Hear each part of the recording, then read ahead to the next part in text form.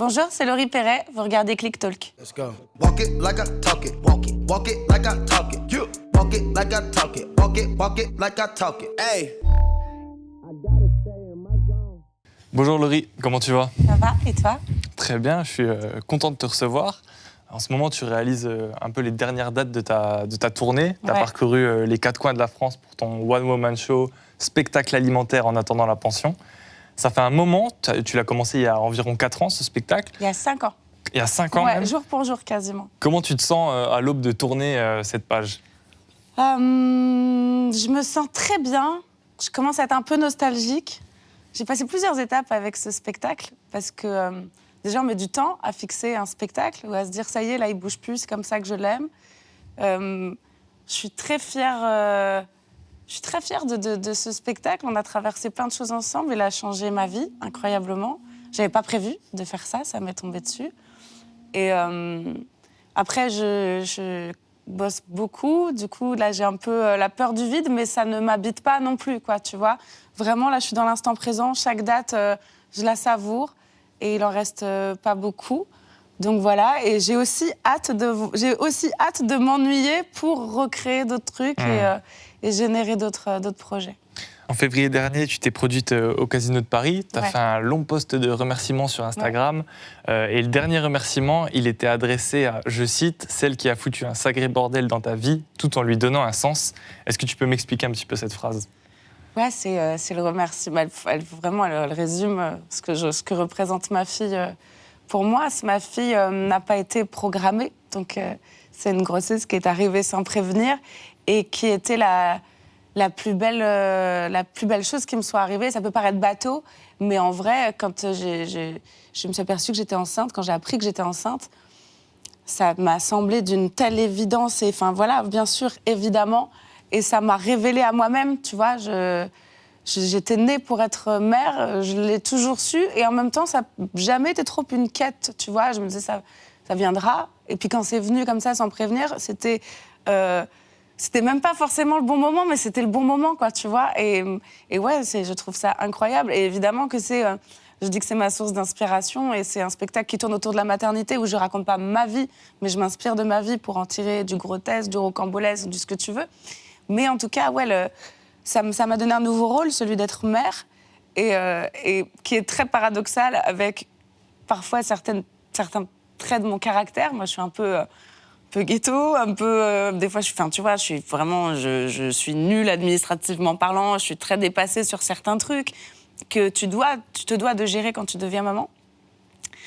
Et donc, ça a mis un gros bordel dans ma vie et en même temps, ça lui a donné un sens. Sans ta fille, j'imagine qu'il n'y aurait pas ce spectacle. Mais est-ce que sans ta fille, il y aurait la Laurie Perret humoriste quand même?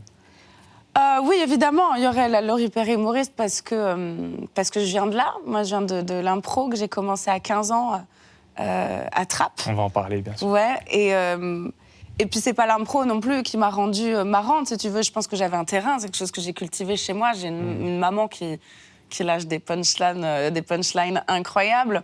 Chez nous, on avait beaucoup... fallait faire preuve de répartie, que ce soit à la maison, que ce soit dans la cour d'école. Donc, et puis quand j'étais petite, moi, je m'aimais pas physiquement. Et je me suis dit, c'est pas grave, les gens vont t'aimer parce que tu vas être drôle. Tu vois, c'était un truc que j'avais envie que je me suis auto-créée, tu vois, de me dire, on va m'aimer pour autre chose. Et je crois qu'être drôle, c'est un truc que je sais faire. J'aime ça, et c'est un truc que j'ai cultivé. Et juste ma fille m'a donné l'angle pour ce spectacle parce que c'était ce que je vivais au quotidien. J'étais toute seule avec ma fille. Enfin, son papa s'en occupait, mais moins parce qu'il était plus loin physiquement. Donc je l'avais toute seule. Et donc évidemment que c'était tellement mon quotidien que c'était évident que j'écrive là-dessus. Et demain, j'écrirai sur ce qui m'habitera, tu vois, sur la situation dans laquelle je me trouve. Justement, là, tu t'apprêtes à dire au revoir à ce spectacle et à entamer ta nouvelle vie. Tu as résumé cette situation sur scène de cette manière. Je me délecte là de la fin de cette tournée. On a fait plus de 400 shows. Je m'étais dit, c'est là, ça marche bien. Du coup, sans doute que je me ferai repérer par le cinéma ou peut-être que je vais rencontrer un mec plein de thunes et tout. Et il me semblerait qu'il faille que je réécrive un autre spectacle. Et c'est marrant parce que le premier spectacle, je l'ai écrit parce que c'était assez fluide, parce que j'avais rien à perdre. Alors que là, je vais l'écrire pour pas perdre ce que j'ai pris. Ouais. Ce spectacle, c'est ton premier seul en scène. Ouais. T'as joué, t'as fait quand même beaucoup de dates, presque 400 dates, tu le dis dans cet extrait. Quelle expérience ça t'a apporté? Ça m'a appris à prendre confiance en moi. Parce que, tu vois, avant de faire ça, je faisais tout le reste. J'étais comédienne, auteure, chanteuse, de manière bien distincte. Et j'ai souvent proposé des projets musicaux, rigolos, et on m'a toujours dit, bah, vas-y, on l'a fait 1000 fois. D'ailleurs, je prétendais pas inventer un truc, hein, tu vois, mais voilà, j'avais envie de faire ça. Et j'ai essuyé pas mal de crampes. Et au final, je l'ai fait. Ça m'est tombé dessus. Moi, j'ai fait ce spectacle parce qu'un jour, j'ai une copine qui faisait un concours d'humour et elle m'a dit, viens. Elle était jurée. Et je lui ai dit, je viens, mais c'est quoi les prix? Elle m'a dit, je venais pour le deuxième prix qui était 300 balles. Et donc, j'ai écrit un sketch pour gagner 300 balles. J'ai écrit une chanson humoristique pour gagner 300 balles. Et manque de chance, j'ai gagné le concours. Et le gain, c'était de revenir faire la première partie de quelqu'un et donc de réécrire 20 minutes, tu vois, le cadeau empoisonné.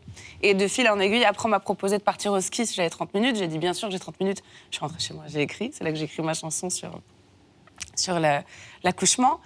Et en fait, ça a marché tout de suite et très vite. Alors que j'avais galéré très longtemps dans la musique, dans d'autres trucs. Et c'était la première fois que je demandais pas l'avis à quelqu'un. En disant, tu crois que ça va marcher, tu crois que machin. J'ai un peu foncé, tête baissée, sans me projeter dans un succès, tu vois. Moi, c'était juste pour gagner 300 balles ou pour aller au ski. Et donc, du coup, ça m'a prouvé qu'il fallait que je prenne confiance en moi et que je prenne un peu mon courage, quoi. Dans ce spectacle, tu joues un personnage de mère un peu désœuvrée. Tu le disais tout à l'heure, tu vas un peu puiser dans ta vie réelle. Quelle est la différence entre la Laurie Perret et le personnage que tu joues dans le spectacle? Je l'adore, ce personnage. En fait, mon personnage, il a un truc de naïveté. Il n'a pas de filtre. Mon personnage, il n'a pas conscience de ce qui se dit, de ce qui ne se dit pas. Donc, tout ce qui lui passe par la tête, ça sort. Et c'est pour ça qu'on qualifie mon humour de trash. Mais en fait, c'est pas si trash que ça, parce que le personnage, il est un peu mignon, il est un peu fragile, donc tu lui pardonnes de dire ça. C'était quelque chose de voulu, parce que je trouve qu'il y a certains humoristes qui sont plus dans une forme de représentation. Toi, t'es presque dans de l'acting, je trouve. Il y a vraiment un personnage. Est-ce que c'était voulu dès le départ, ou c'est venu spontanément? Tu t'es dit, en fait, il faut que je me crée un personnage pour être... Alors, en fait, pour être honnête, ce personnage, il a commencé donc avec ce concours, parce que donc, le concours où j'ai gagné où je devais gagner 300 balles, c'est la première chanson de mon spectacle aujourd'hui, que j'avais écrite pour le concours. Et j'avais tellement le trac que j'étais incapable d'y aller, moi, Laurie Perret, salut, ça va. Et donc, je me suis servie de mon trac et j'ai joué une meuf qui avait le trac. Et du coup, en travaillant ce personnage, en fait, au début, j'ai créé ce personnage pour cacher mon trac. Et puis après, ce que j'ai aimé dans l'écriture et dans le travail du perso, c'est que, par exemple, c'est une nana, tu l'entends pas dans le spectacle, t'entends très peu de gros mots, finalement.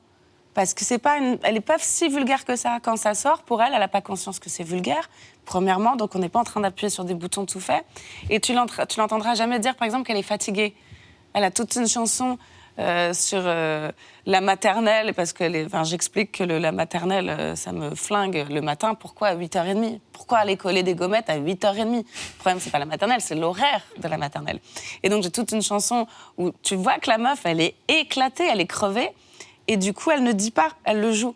Donc, c'est très, très vrai ce que tu dis. Il y a plein de trucs qui sont joués, suggérés, au lieu d'être dits. Tu abordes plein de thèmes, donc on a dit un petit peu la grossesse, l'accouchement, la séduction quand on a des enfants, l'éducation de ta fille, et ça donne notamment ça sur scène. Mais vraiment, la maternité, c'est vraiment un sujet qui m'inspire incroyablement. Déjà parce que il y a ce qui on a fantasmé de ce qui se passerait et il y a ce qui se passe en vrai et c'est pas pareil, hein. Le week-end dernier, je suis partie à la foire du trône avec une copine à moi et sa fille et on a fait un manège et je voyais ma copine et sa fille, elles étaient là, elles passaient des moments de complicité Moi, je galérais, je transpirais, je lui ai tiré par le t-shirt, je lui ai marché sur la main, elle a saigné. On est arrivé en haut, le seul truc qu'elle voulait faire, c'était le toboggan. Elle voulait le faire avec moi, je l'ai posé. J'ai pas eu le temps d'arriver, qu'elle est partie dans le toboggan. Je l'ai rattrapée avec mon sac à main. J'ai fait tout le toboggan. J'ai râpé mon genou contre la paroi en plastique. Ta mère la pute, la foire du trône! C'est une vraie anecdote, ça? C'est une vraie anecdote, ouais. La maternité, c'est pas toujours évident. Et à ce propos, tu as créé un hashtag qui s'appelle La Tôle. Qui s'appelle La Tôle, ouais. Qu'est-ce que ça veut dire, ça, le hashtag La Tôle? Écoute, en fait, j'ai vraiment pas voulu le créer, ce mouvement, tu vois, c'était très spontané. J'ai fait une story, j'ai fait un aller-retour entre mon visage dépité et ma gamine qui s'éclate au parc. J'ai mis hashtag La Tôle. Et j'ai reçu mes 2000 DM semblables avec hashtag La Tôle où les gens m'identifiaient. Et ça continue, j'en ai encore tous les mercredis, tous les samedis, tous les dimanches. Et La Tôle, ça veut dire, c'est le moment où toi, tu te fais chier pour le bonheur de ton enfant. Et il y en a trop, parce que, en l'occurrence, ça a commencé au parc, mais il est question de la kermesse, il est question du match de foot, il est question même des réunions d'école, parents, professeurs, tout ce que tu peux faire pour que ton gamin il soit heureux, qui, toi, dans le fond, te casse les couilles au possible. Il y a plein de gens, évidemment, qui se reconnaissent là-dedans, parce que on est nos propres geôliers, quoi. On vit pour faire plaisir à nos gamins, et parfois on fait des sacrifices. Et parfois même les gamins se font chier. Et dans les vidéos qu'on a pu envoyer avec ce hashtag-là, tu en as regardé quelques-unes? Si moi j'ai regardé les vidéos, ah oui, bien sûr. Et est-ce que ça t'a donné l'inspiration pour des vannes en plus sur scène? Et non, ouais, il y en a des fois qui me font marrer. Des fois, il y a même des gens qui travaillent avec les enfants, des monos, des animateurs qui me font la tôle. Mais c'est pas dénigrant, c'est que le mec, il a mis tout en œuvre pour que les gamins s'éclatent, mais c'est pas à lui de s'éclater, quoi, évidemment. Tu donnes aussi des conseils aux jeunes mamans sur les réseaux, et ça ressemble à ça. Coucou les mams! Le conseil du jour, comment retrouver votre vie de femme après le tourbillon de la maternité. Vous êtes une femme, mais vous êtes aussi une mère. On est les deux, et on adore être les deux. On devrait pas avoir à choisir. Sauf que le fait d'être les deux en même temps... Oh putain! C'est de la merde. La vraie, la seule, l'unique solution pour être une femme et une mère épanouie, la garde alternée. Bon week-end, maman. Bisous chérie! Et n'oublie pas ton cartable! Oh yeah. Notre amour est éternel. Est-ce que j'ai fait un régime qui m'a rendu encore plus moche? Ah ouais. Jusqu'à la famille, tout ça, qui ça. Tournée générale. Et à bientôt pour de nouveaux conseils. Comment elle est née, cette idée-là, de faire des conseils pour les mams, comme tu les appelles? Écoute, je discutais avec un mec avec qui je travaille, que j'embrasse très fort, mon Flo, et qui lui aussi, d'ailleurs, a eu des enfants, et on discutait, et c'est à lui qui me dit, je crois, un jour, il me dit « Ouais, mais toi, t'as toujours des conseils, machin. » Et c'est vrai que j'ai toujours des conseils. Et en même temps, je reçois plein de conseils, tu vois, c'est un truc de daronne, on est toujours en train... Parce que finalement, il n'y a pas de manuel, il n'y a pas de règles établies, tu vois, chacun, il fait un peu sa sauce, donc tout le monde, il a son conseil. Et puis je me suis dit, tiens, je vais écrire là-dessus. Et puis je me suis aperçue qu'en fait, c'était une source sans fin. J'arrivais je trouvais tout le temps plein de conseils. Et donc j'ai écrit un livre pendant le confinement qui s'appelle Les petits conseils. et c'est ça, c'est 45 conseils qui commencent toujours par comment. Comment faire pour que votre entourage ne s'aperçoive pas que votre enfant est con, comment faire de votre enfant votre serviteur, voilà, plein de conseils.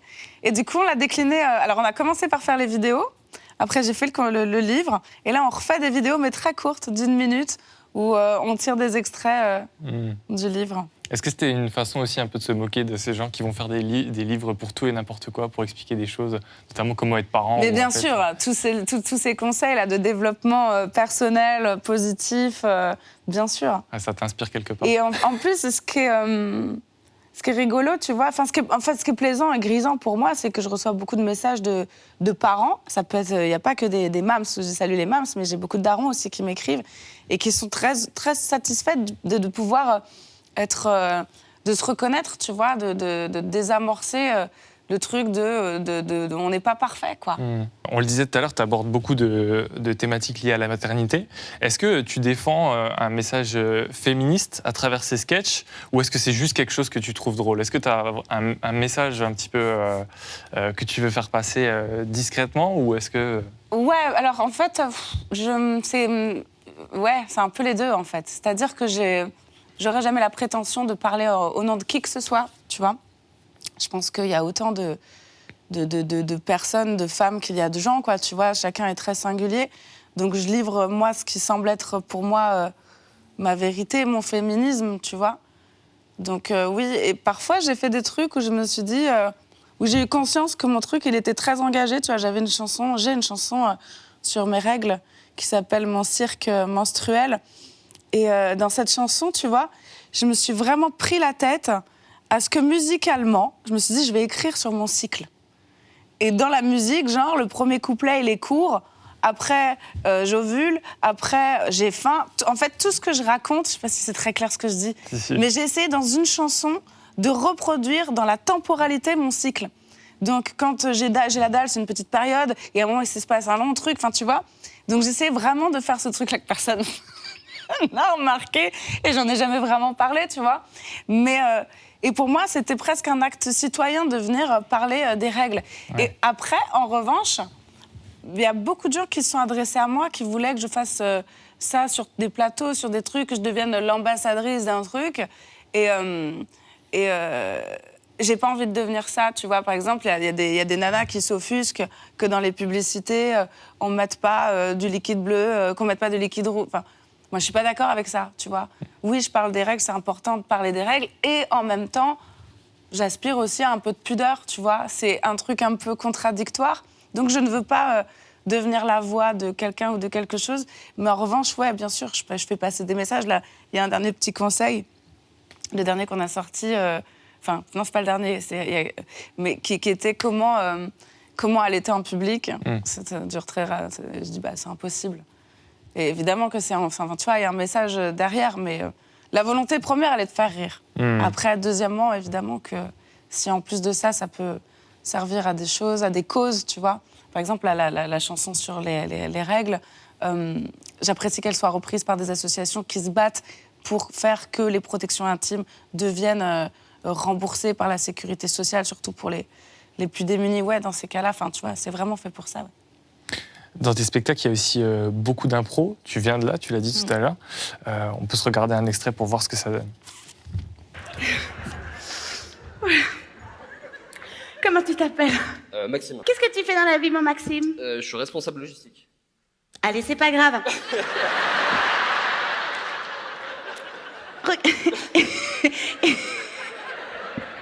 Et tu logistiques quoi? Des palettes de viande. Des palettes de viande? Ça t'aide, hein. Eh ben, ça va pas te changer du boulot. Et toi, tu les prends à point ou saignantes? Je regrettais cette question au moment où je l'ai posée. Sur scène, quelle place tu laisses à l'improvisation? Une grande place. Comme je viens de l'impro, j'apprécie que chaque soir soit différent. Tu sais, quand tu viens en impro, tu sais juste l'heure à laquelle tu arrives, l'heure à laquelle tu repars, et tu sais pas ce que tu vas faire. Là, on a quand même un spectacle qui est cadré avec des chansons. D'ailleurs, ça ne fait pas que chanter, il y a que ça. C'est un tiers chanson, 2 tiers sketch. Il y a des parties qui sont vraiment dédiées à l'impro, des moments bien précis du spectacle, mais je m'empêche de rien, tu vois. Si justement il y a des petits moments magiques, c'est très cool. Et comment tu fais quand, j'imagine qu'il y a forcément des moments sur plus de 400 dates, il y a forcément des moments où ça marche moins bien. Comment tu fais? C'est dangereux aussi. Ça marche moins bien, évidemment que c'est dangereux, sinon c'est pas drôle, tu vois.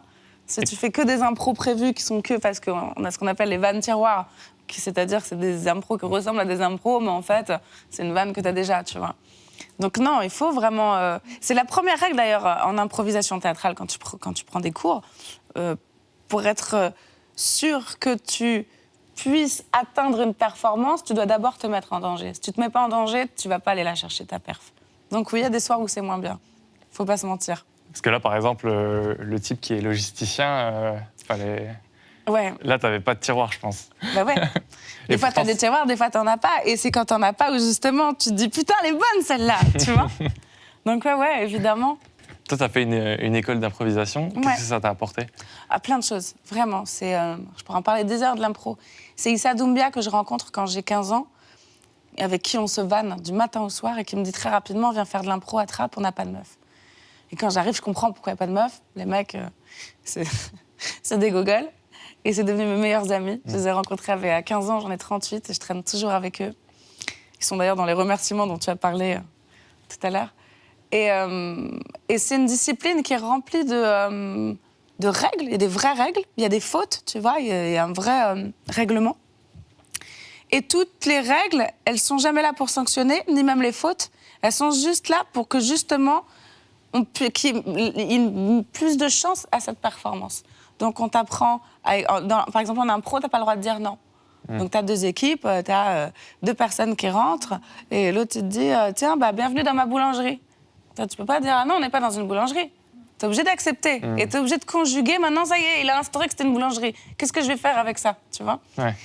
Et du coup, ça apprend l'écoute, ça apprend le respect, ça désinhibe les plus timides, ça donne justement un terrain d'expression pour ceux qui en ont besoin, mais avec un cadre.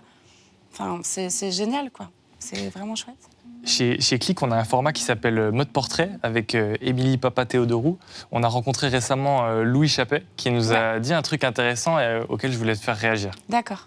Est-ce que quand tout ton entourage et toi, est-ce que quand t'as compris que ça allait devenir un métier, est-ce qu'ils se sont dit, bah oui, c'est une évidence, parce qu'en fait, t'es le mec qui nous fait marrer depuis toujours? Oh là là, pas du tout. Oh là là. Donc ça a surpris tout le monde, en fait. Ça a surpris tout le monde, mais parce qu'en fait, moi j'ai l'impression d'avoir toujours été entouré de gens marrants aussi, tu vois. Celui qui va plus réussir, c'est pas celui qui était le plus marrant dans la vie, c'est quel point t'as le désir de le faire. Parce que tous les gens que je connais, en fait, sont humoristes, personne ne leur a rien dit quasiment. Ils étaient marrants normal. Est-ce que toi, c'était ton cas aussi? On ne disait pas que tu étais particulièrement drôle, mais vraiment, tu as eu cette passion-là et c'est pour ça que... Non, moi, que c'est l'inverse. Bah, merci Louis Chappet. Parce que moi, je faisais de la musique et ils me disaient, waouh, allez, on arrête le R&B, on fait de l'humour. Ça m'a vexée, hein, bâtard. Et non, je crois que... tu vois, par exemple, j'ai un pote d'enfance, j'ai beaucoup d'amis d'enfance. Moi, j'ai conservé beaucoup d'amis. Et personne n'est assez étonné, tu vois. Genre, moi, il m'arrive des trucs, je suis prise sur des trucs, je passe des coups de tête, je dis, putain, je fais ça. Et eux sont assez blasés, genre, ils s'imaginent depuis toujours, depuis enfant, que pour eux, c'est normal. Et c'est vrai que depuis toujours, je suis l'animatrice du truc, quoi, tu vois. J'ai foutu un bordel dans mes classes effroyable. Et je me suis parfois attirée et les foudres et l'affection de mes profs. Mais ouais, je crois que ça a surpris plus moi que les autres. Ouais. Ça a été qui tes mentors dans l'humour? Mes mentors dans l'humour, très, très fan des nuls. Très, très fan, très cliente des nuls. Dave Chappelle. Après, je suis très film de Adam Sandler. Quand j'étais jeune, Adam Sandler, évidemment Jim Carrey, évidemment. Gad Elmaleh. Voilà. Et puis mes potes. On l'a déjà un petit peu mentionné à plusieurs reprises, mais à la base, toi, c'était la musique. Tu inclus pas mal la chanson à tes sketchs. Tu parlais tout à l'heure d'une chanson sur tes règles. On en a justement une à te faire écouter. Je sais, une salopette toute neuve. Et la magie opère. Je douille sa mère. J'ai mal au rein, j'ai mal au sein, j'ai mal au dos et ferme ta gueule. Quoi, moi je me plains quand t'as un rhume. T'es en PLS, faut qu'on t'intube. Pendant que je te parle, je perds 5 litres de sang. En plus, des fois, il est même pas liquide. Ouais, c'est celle-là. C'était celle-là, ok. Je croyais qu'il y en avait une autre. Donc là, c'est dans le cadre de tes spectacles. Mais avant, c'était sérieux, tu voulais faire du R&B. Ouais, de ouf, bien sûr. Et j'ai même pas commencé par la musique. C'était vraiment 2 carrières parallèles. J'ai fait une comédie musicale. J'étais dans Mozart, l'opéra rock. J'ai fait ma petite carrière, quoi, tu vois. Ouais, mais ça me passionne, en fait. Je pense que même si l'humour n'avait pas fonctionné, l'humour, c'est comme ma fille, tu vois. C'est des trucs qui semblaient évidents et qui me sont tombées dessus, tu vois. J'ai pas décidé un matin, je me suis pas levée en me disant je vais faire un spectacle d'humour. Je me suis pas levée un matin en me disant tiens, aujourd'hui, on va faire un enfant. Et de toute façon, je crois que quand ça me tombe dessus, c'est là que c'est le meilleur pour moi. Alors que la musique, c'était un choix. Ouais, c'est ça. La musique, vraiment... C'était un choix, ça te plaisait, mais c'était pas forcément là où tu arrivais à exceller de manière naturelle. Exactement, ouais. Ok. Et ça te manque pas des fois? Non, puisque je chante dans mon spectacle et que j'ai pas... Enfin, tu vois, peut-être que je reviendrai à des choses plus sérieuses un jour, peut-être que je me l'autoriserai, mais je suis pas frustrée. Je suis très heureuse là. J'ai mis mes trois passions qui étaient faire rire, jouer la comédie, chanter, écrire. Ça, du coup, ça fait 4. J'ai une source qui m'a dit que tu aimais bien utiliser toutes sortes d'instruments. C'est quoi là ta prochaine lubie instrumentale? Est-ce que ce serait pas Qui est ta source? relatif De quel instrument parle-t-on? Voilà, peut-être des tables de DJ ou quelque chose dans ce style. Écoute, quel enfer, quelle balance. Ouais, c'est vrai que en fait, je sais pas, je me cherche encore sur le prochain. Il faut savoir que le piano que j'utilise sur scène est un jouet que j'ai acheté dans un magasin de jouets qui n'avait pas du tout été fabriqué pour faire 400 shows. Et d'ailleurs, il ne se fabrique plus, donc j'espère qu'il va aller jusqu'au bout de cette tournée. Et je l'aime infiniment. Donc je cherche un outil un peu comme ça, mais tu vois, il faut évoluer, il faut stepper. Donc ouais, je m'essaye, j'essaye des choses, j'essaye des loopers, j'essaye des boîtes à rythme, j'essaye plein de trucs, je m'interdis rien pour le prochain, tu vois. On verra. Donc c'est bientôt la fin de la tournée, ouais. Il reste quelques dates qui s'affichent à l'écran. Il y en a une aussi à La Cigale à Paris, donc le 19 juin. Oui, il y en a 2. Il y en a 2 même? Ouais, parce que la 20h30 est complète, du coup on a rajouté une séance à 17h30. Enfin, complète, je crois peut-être qu'il reste quelques places, mais en tout cas voilà. Et après, c'est quoi la suite pour toi? Et après la suite, donc on finit la tournée fin juin. Après, je pars un peu en vacances avec ma fille. Je crois qu'à la rentrée, j'ai des dates dans les îles pour clore le spectacle. J'ai été prise aussi sur un film, contrairement au sketch que j'ai fait. J'ai fini par décrocher un rôle. C'était un mensonge. Non, c'était pas un mensonge, parce que quand j'ai fait le sketch, il n'y avait pas de rôle. Okay. J'ai décroché un rôle, ça se tourne cet été. Et puis voilà, je suis en train de travailler aussi sur le 2e spectacle. J'ai plein d'idées, j'ai plein de trucs que j'ai envie de faire, d'écrire. Et tu vas sortir peut-être de ton rôle, de ce spectacle, et aller vers d'autres choses? Ouais, je pense que je vais quitter ce personnage que j'aime beaucoup pour me retrouver moi. Parce que j'ai plein de trucs à raconter de ma vie, parce que dans le premier spectacle, l'avantage, c'est que comme c'est un personnage, j'ai absolument rien raconté. On ne sait pas trop... Enfin, voilà. Donc, et puis, j'ai plein de trucs très marrants, enfin, il y a plein de trucs dont j'ai envie de parler dans ce prochain. Et puis, parce que j'approche la quarantaine. Donc, tu vois, il y a un truc qui arrive, il y a un phénomène qui se crée. Je deviens une femme, ça y est, je vais avoir 40 ans, wesh. Incroyable. Bon, on a hâte de voir ça, en tout cas. Merci beaucoup, Laurie. Merci de m'avoir reçue. Let's go. Walk it like I talk it. Walk it like I talk it. You walk it like I talk it. Walk it like I talk it. Hey. I gotta stay in my